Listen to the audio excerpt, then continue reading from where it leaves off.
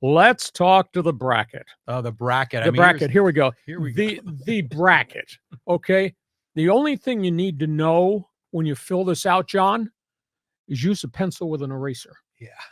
I've never seen a college basketball season that has been so topsy-turvy. I think we had 7 different number 1 teams in the polls. Upset City over the weekend. 5 conference top teams got knocked out in the championship game and had to be an at-large team rather than getting the guaranteed slot.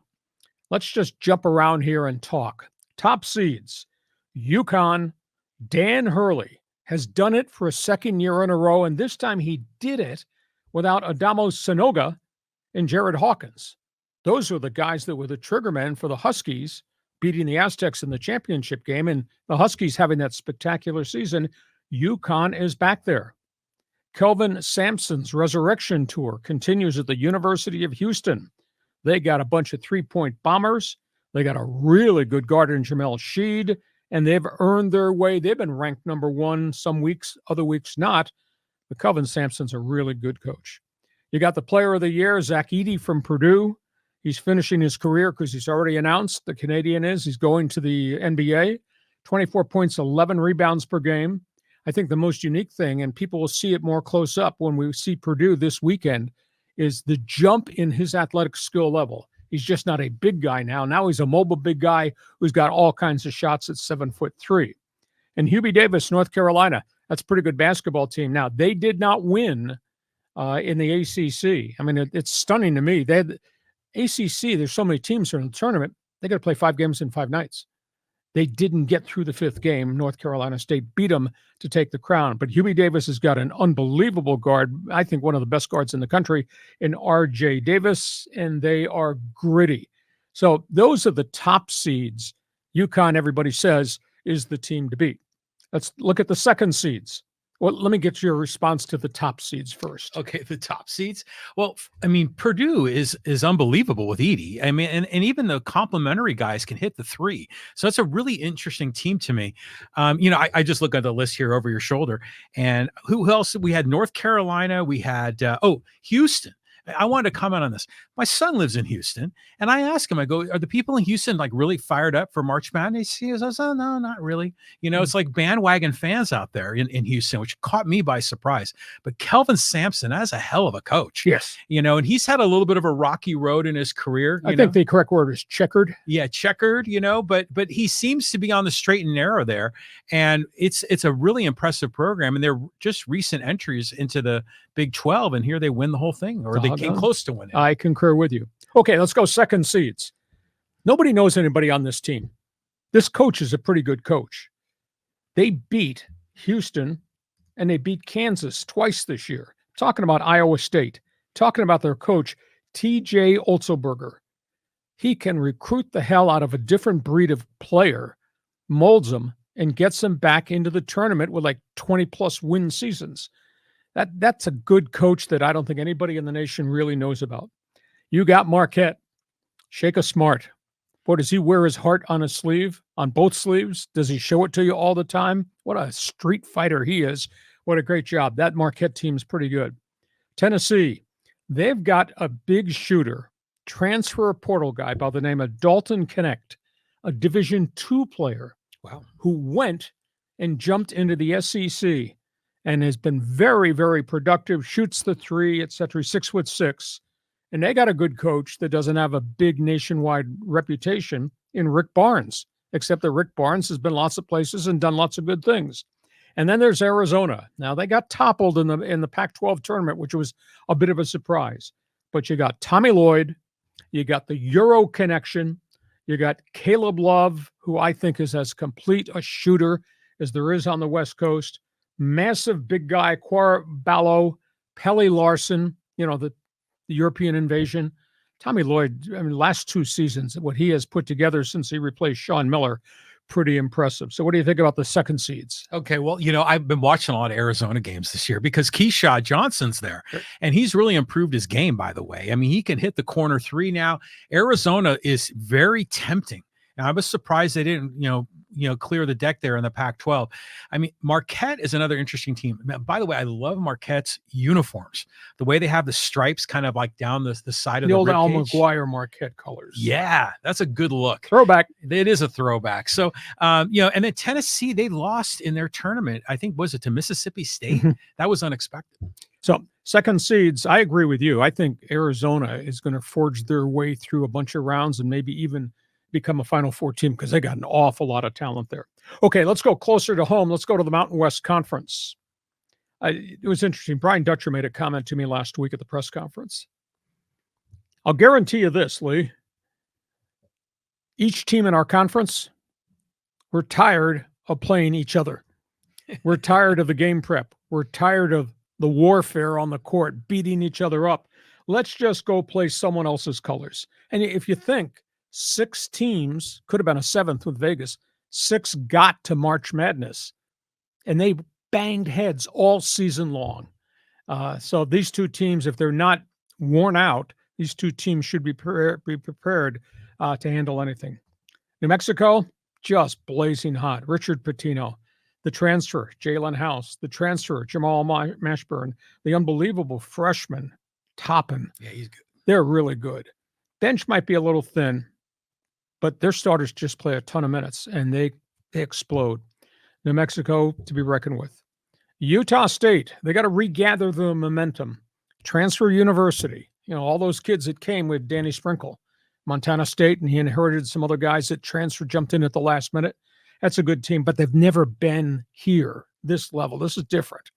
His 2 stars are Division I AA or Division II guys. Haven't been here at this level this time of the year. Aztecs, can they play 40 minutes together and be productive? Which Aztecs team shows up which night? Colorado State, there's something that's missing. I like Niko Medvedev, the coach. He's hostile on the bench. He's just screeching at everybody, including his own players. There's just something that doesn't feel right about the Rams. They got Tyler Degenhart back, the big forward, but for a guy that's a third-year starter, he doesn't dominate like you think a 6'8" guy would. Do have a great guard in Isaiah Stevens. Nevada, you got Steve Alford with just a wealth of postseason tournament experience. Player, coach, they got to get their guards healthy. And in Boise and Leon Rice, they got bangers. They don't have phenomenal athletes. They're more grinders, but they can shoot the 3. So this is the best year ever in the Mountain West Conference because of all these teams and all these transfers that have transformed the conference. Everybody on network TV, that's all they're talking about is the 6 teams that are making it from the Mountain West.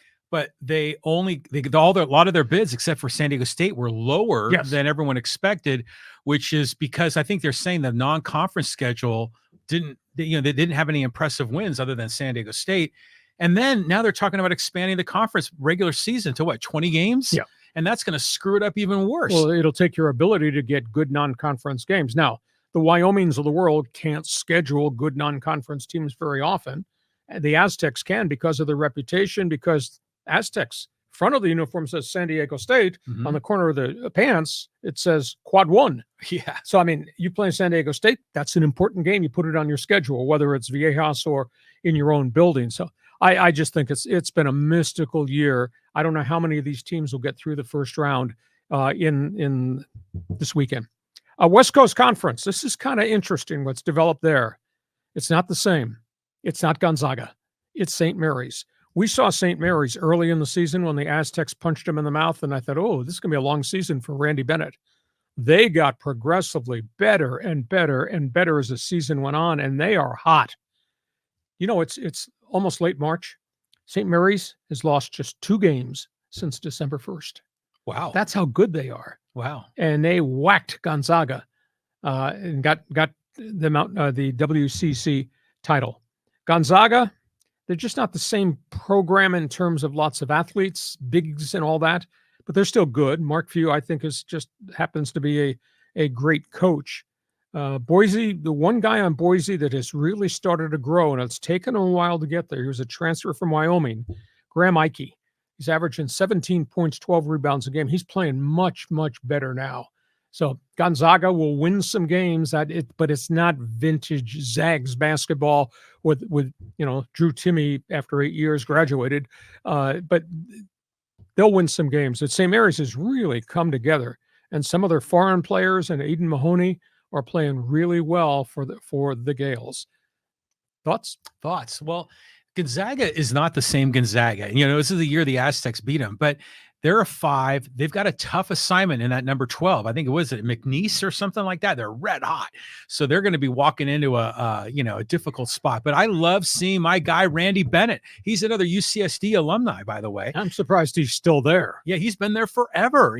Talk about international recruiting. So love to see him have a run here. But those are the only 2 teams from the WCC that made it, right? Now, top first round games. I'm always fascinated the first weekend, actually the first Thursday, Friday. You see matchups you never, ever see. You see teams that are good but you never saw on TV. You got the Zags versus McNeese. Yeah. McNeese is coached by former LSU coach Will Wade. Oh. He's got a whole pile of athletes, and they shoot the ball, and they run the floor, and he'll probably be out of there in a year to go back to true Division I. But Zags McNeese will be an interesting comparison. St. Mary's against Grand Canyon. Wow. And Grand Canyon's become a really good program over in Phoenix. That's going to be a war, because Grand Canyon, we saw what they did to the Aztecs. Grand Canyon is big, physical. It's a bunch of strokers. St. Mary is much the same. Virginia, Colorado State. I'm not sure why Virginia is in the tournament. There's a lot of screeching on the East Coast about why them and not somebody that won 23 or 24 games. Virginia under Tommy Bennett did not have a mystical season. They're going to play Colorado State. We'll have to find out what Colorado State is going to be like now. Will some of their guys show up? The one thing is that's going to be an ugly game, because Virginia, they run the old Princeton offense. Like, we'll run the clock and we'll run the clock and we'll run the weave and run the weave. And then, by the way, we might shoot it. They do play good defense. So I don't think that's going to be a high-scoring game. Fascinated to see Nevada versus Dayton. University of Dayton is a really good basketball program. And obviously, Steve Alford, Nevada's got a bunch of guys who can stroke it. And New Mexico, Clemson. I don't know. Is this too much for the Lobos? Game 1 against the ACC Tigers. Clemson, historically, has tons of guys who can jump. I don't know about the depth, whether the Lobos can actually hold up over 40 minutes against these guys. But then who would think Jalen House and those guys would play the way Jalen House and those guys play? Well, I think New Mexico has a chance to go like 2 levels in to get to the Sweet 16. And I'm a homer for the Mountain West. I have to admit that. But there's another interesting game here. I mean, it's a 2 versus a 15, but it's Arizona against Long Beach State. And just the whole storyline with Dan Monson, how he got fired, but then his team went on to win the Big West. And oh, by the way, my alma mater, UCSD, could have been the Big West champion. They came up just short, but someday my Tritons are going to be in this dance. Well, as soon as they get eligible and get rid of the stupid transition rule, there'll be an opportunity. Right, for sure. But don't sales pitch me the Long Beach 49ers are going to match up man-to-man against the Wildcats. Yeah, that's going to be a tough assignment. Not this lifetime. Yeah, no. Okay, so that's a look at March Madness. You're a basketball fan. You're a hoops junkie. Jump on board in Fans Forum. Get your question ready. Go into the chat box. We'll be answering your questions right at the end of our podcast.